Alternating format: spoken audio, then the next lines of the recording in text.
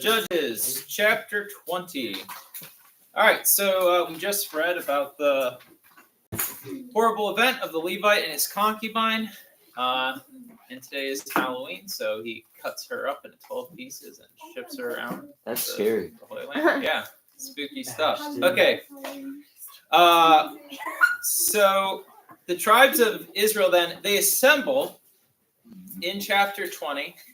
And what they decide that they're going to do is they decide they're going to go wipe out the Benjaminites. They're going to go to war with the tribe of Benjamin, who's guilty of this crime. And in verse 16, chapter 20, verse 16, we read about the tribe of Benjamin. Among all these were 700 picked men who were left-handed.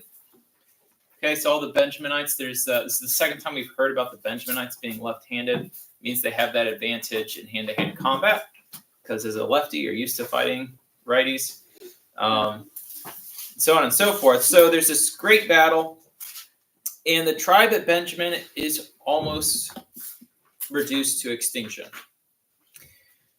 Chapter 21, everyone realizes, wait, we can't have the tribe of Benjamin go completely extinct. That would be bad, because we're a nation. So they start putting their heads together on what they're going to do to save the tribe of Benjamin. And in chapter 21, verse 16, we read, 21:16. Then the elders of the congregation said, "What shall we do for wives for those who are left, since the women are destroyed out of Benjamin?" And they said, "There must be an inheritance for the survivors of Benjamin, that a tribe be not blotted out from Israel. Yet we cannot give them wives of our daughters, for the sons of Israel had sworn." Thanks. For the sons of Israel had sworn, "Cursed be he who gives a wife to Benjamin." So everyone during this war with the Benjamites, they all agreed they're not going to give their daughters to them because they're so wicked. Verse 19. So they said, "Behold, there is the yearly feast of the Lord at Shiloh, which is north of Bethel, on the east of the highway that goes up from Bethel to Shechem, and south of Lebanon." And they commanded the Benjaminites, saying, "Go and lie in wait in the vineyards, and watch if the daughters of Shiloh come out to dance in the dances. Then come out of the vineyards and seize each man his wife from the daughters of Shiloh, and go to the land of Benjamin." Who are the daughters of Shiloh? All right, these are probably the women who minister at the tabernacle. So these would be the consecrated virgins who minister to the tabernacle. So all the tribes of Israel say, well, we can't give them our daughters. So maybe they can go take the daughters who are consecrated to Yahweh, and they can have them as wives, all right? So this is just utter and total madness. Like, imagine, like, a nation agrees that they're just going to go grab women out of convents to be moms for, like, these people who are on the borderline of extinction. So this is just more deterioration in the nation of Israel, okay? The nation is falling apart. Verse 22, "And when their fathers or their brothers come to complain to us, we will say to them, grant them graciously to us, because we did not take for each man of them his wife in battle, neither did you give them to them, else you would now be guilty." And the Benjaminites did so, and took their wives according to their number from the dancers whom they carried off. Then they went and returned to their inheritance, and rebuilt the towns and dwelt in them. And the sons of Israel departed from there at that time, every man to his tribe and family, and they went out from there every man to his inheritance. In those days there was no king in Israel. Every man did what was right in his own eyes. Okay, so yeah, that phrase, the book ends on that note. There is no king in Israel. And we have seen that God is the king of Israel. So yes, they've already rejected God. They're a godless people. But it's also pointing out, like, there is a need for law and order as well. Okay, so Judges is written after the era of the Judges.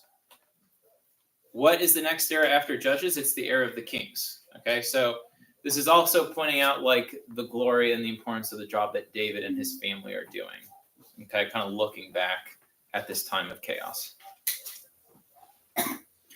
All right, thus concludes the book of Judges. And now we're going to move on to the book of Ruth. The book of Ruth, it's an unknown author. But what it does do is it details the account of King David's family tree. All right, so this is probably written for the purpose of the royal family's records. It's kind of like laying out the spiritual message and the nobility and the faithfulness of the family leading up to King David. And it's a short book. It's only 4 pages, so we're just going to go through it all, and then we'll stop once we get to the end of Ruth. Chapter 1. In the days when the judges ruled, there was a famine in the land, and a certain man of Bethlehem in Judah went to sojourn in the country of Moab. All right, so Bethlehem means house of bread or place of bread. And Moab is a desert. So this guy, he leaves the nation of Israel to go sojourn among the Moabites. He's leaving the promised land. He's leaving the house of bread to go into the desert. He and his wife and his 2 sons. The name of the man was Elimelech, and the name of his wife Naomi, and the names of his 2 sons were Mahlon and Chilion. They were Ephrathites from Bethlehem in Judah. They went into the hill country of Moab and remained there. But Elimelech, the husband of Naomi, died, and she was left with her 2 sons. These took Moabite wives. The name of the one was Orpah, and the name of the other, Ruth. They lived there about 10 years, and both Mahlon and Chilion died, so that the woman was bereft of her 2 sons and her husband. Okay, so he's an Ephrathite in Judah. He's of the tribe of Judah. Okay, and this is it's bad, right? What he's doing, you're going over to the pagan lands, and then his sons are taking pagan wives. So far, what we've seen about that's usually bad news.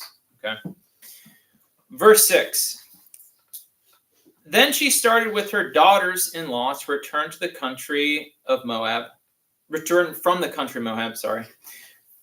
for she had heard in the country of Moab that the Lord had given his people and given them food. So she set out from the place where she was with her 2 daughters-in-law, and they went on the way to return to the land of Judah. But Naomi said to her 2 daughters-in-law, "Go return each of you to her mother's house.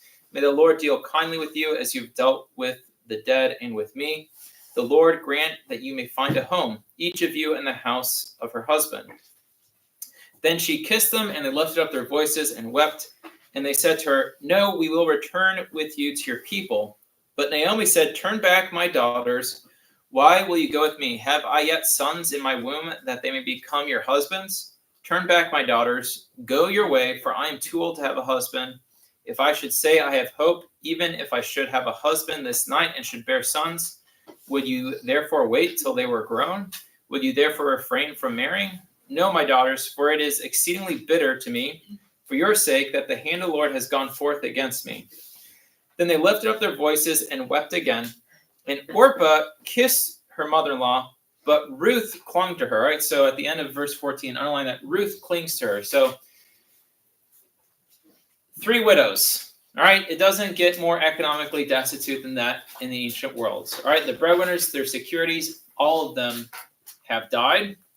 And the mother-in-law, Naomi's telling her daughter-in-laws, just go back to your father's house, because if you hang out with me, I got nothing. Okay? So the Orpah agrees, kisses her goodbye, is sad, but she goes back to her father's house. Ruth remains faithful, and she's going to stick with her mother-in-law and journey with her out of Moab back into the promised land. Verse 15. And she said, "See, your sister-in-law has gone back to her people and to her gods. Return after your sister-in-law." But Ruth said, "Entreat me not to leave you or to return from following you. For where you go, I will go, and where you lodge, I will lodge. Your people shall be my people, and your God, my God." All right, that's very important to acknowledge that. So this is Ruth's conversion. And again, this is also more evidence about how the conquest of the promised land or Israel being the chosen people, it's not about genetics, right? Or there's never been this push on genocide. But what it is it's, are you part of the covenant or not? And Ruth, who is a Moabite, she's a foreigner, she's going to join to this covenant. And not only is she going to become part of the covenantal family, but she's going to be, a matriarch, a relative of King David, one of the great kings, is going to be descended from this Moabite woman.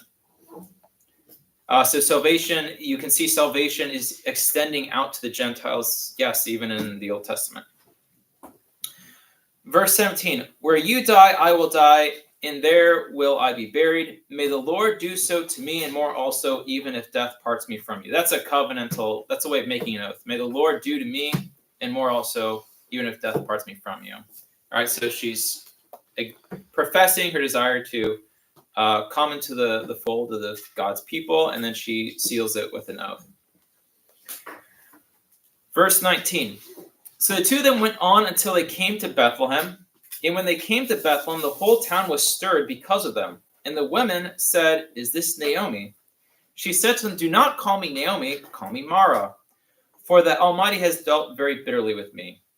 So why is she doing this name change? It's a pun in Hebrew. So Naomi means pleasant. Mara means bitterness. So don't call me pleasant anymore. Call me bitter, because my life has been rough. Verse 21, I went away full, and the Lord has brought me back empty. Why call me pleasantness when the Lord has afflicted me, and the Almighty has brought calamity upon me? So Naomi returned, and Ruth the Moabitess, her daughter-in-law with her, who returned from the country of Moab, and they came to Bethlehem at the beginning of the barley harvest. All right, so they come to Bethlehem at the beginning of the barley harvest. This is Passover, okay? This is spring. Winter is over. Spring is now here. It's the season of fertility. Love is in the air. And what this book is actually just one long drawn-out love story between Ruth and Boaz. So, chapter 2. Now Naomi had a kinsman of her husband's, a man of wealth, in the family of Elimelech, whose name was Boaz. And Ruth, the Moabitess, said to Naomi, let me go to the field and glean among the ears of grain after him, in whose sight I shall find favor. And she said to her, go, my daughter. She's going into the fields to glean after the grain. If you remember, back in Deuteronomy, when you go and you harvest your fields, you're not allowed to go back and do a second harvesting over. You're not supposed to go back and make sure you got every last bit. What's left behind is what's meant for the poor. So by doing this, Naomi and Ruth, you can see their economic situation. They don't have any husbands. They don't have any property. They're going to glean after the field so that they can collect what food that they can. Verse 3. So she set forth and went and gleaned in the field after the reapers. And she happened to come to the part of the field belonging to Boaz, who was of the family of Elimelech. And behold, Boaz came from Bethlehem, and he said to the reapers, the Lord be with you. And they answered, the Lord bless you. Then Boaz said to the servant who was in charge of the reapers, whose maiden is this? And the servant who was in charge of the reapers answered, it is the Moabite maiden who came back with Naomi from the country of Moab. She said, please let me glean and gather among the sheaves after the reapers. So she came, and she has now continued from early morning until now without resting even for a moment. All right, so Ruth, she's industrious. She's not slack. She's a hard worker. Verse 8, then Boaz said to Ruth, now listen, my daughter, do not go to glean in another field or leave this one, but keep close to my maidens. Let your eyes be upon the field which they are reaping, and go after them. Have I not charged the young men not to molest you? And when you are thirsty, go to the vessels and drink what the young men have drawn. Then she fell on her face, bowing to the ground, and said to him, why have I found favor in your eyes, that you should take notice of me when I am a foreigner? But Boaz answered her, all that you have done for your mother-in-law since the death of your husband has been fully told me, and how you left your father and mother and your native land and came to a people that you did not know before. The Lord recompense you for what you have done, and a full reward be given to you by the Lord, the God of Israel, under whose wings you have come to take refuge. Then she said, You are most gracious to me, my Lord, for you have comforted me and spoken kindly to your maidservant, though I'm not of your maidservants. All right, so then Boaz gives the directions to his workers, like, hey, whoever has Ruth behind them, leave a little extra grain behind so that she can get extra food to bring back to her, bring back for her and for Naomi. And Ruth tells Naomi, hey, I met this guy Boaz, and they left extra grain for us. And Ruth starts doing what all mothers do. She starts calculating and projecting and okay, I think I could start playing some matchmaker here. So let's jump ahead to chapter 3. Then Naomi, her mother-in-law, said to her, My daughter, should I not seek a home for you, that it may be well with you? Now is not Boaz our kinsman, with whose maidens you were? See, he is winnowing barley tonight at the threshing floor. Wash therefore and anoint yourself and put on your best clothes and go down to the threshing floor, but do not make yourself known to the man until he has finished eating and drinking. But when he lies down, observe the place where he lies, then go and uncover his feet and lie down, and he will tell you what to do. And she replied, All that you say I will do. So she went down to the threshing floor and did just as her mother-in-law had told her. And when Boaz had eaten and drunk and his heart was merry, he went to lie down at the end on the heap of grain.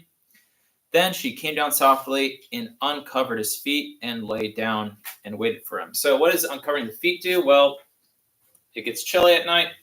By uncovering the feet, his feet are going to get cold and he's going to wake up. Okay, so Boaz wakes up. They have a conversation. They start doing some marriage planning, and there's just one detail I have to cross because, in Deuteronomy, right, the woman should be married by the next of kin in order that she can find her protection and that a son can be, had on behalf of the dead husband, right, to protect the family and be their economic security. And Boaz technically is not the next of kin. There's one guy who's closer to the relative of the dead husband. So Boaz has to go out and meet with this guy and say, hey, technically you have the right to marry Ruth. Do you want to marry Ruth? He says, no, man, I'm good. You can have her. And so then they get married and everyone is happy. Chapter 4, verse 13. So Boaz took Ruth, and she became his wife, and he went into her, and the Lord gave her conception, and she bore a son. Then the woman said to Naomi, Blessed be the Lord, who has not left you this day without next of kin, and may his name be renowned in Israel. He shall be to you a restorer of life, and a nourisher of your old age, for your daughter-in-law, who loves you, who is more to you than 7 sons, has borne him. Okay, 7 being the covenantal number. Then Naomi took the child and laid him in her bosom and became his nurse. And the woman of the neighborhood gave him a name, saying, A son has been born to Naomi. They named him Obed. He was the father of Jesse, the father of David. These are the descendants of Perez. Perez was the father of Hezron. Hezron of Ram, Ram of Amminadab, Amminadab of Nahshon, Nahshon of Salom, Salmon of Boaz, Boaz of Obed, Obed of Jesse, and Jesse of David. All right, the descendants of Perez. Perez is Judah's son. So back in Genesis 38, verse 29, is when Judah fathers Perez. Yeah, Judah actually fathers twins. You might remember this story. Judah, remember he went into a prostitute who turned out to be his old daughter-in-law, and she conceived and had twins. And they had twins, and one reached out his hand during birth, and they thought this was going to be the first kid, so they tied a scarlet rope around his hand, but then the hand went back in, and then the other kid came out first, and that was Perez. So the genealogy of King David, like if you go back to Judah, yeah, it's filled with sin, right? The genealogy of King David, it's filled with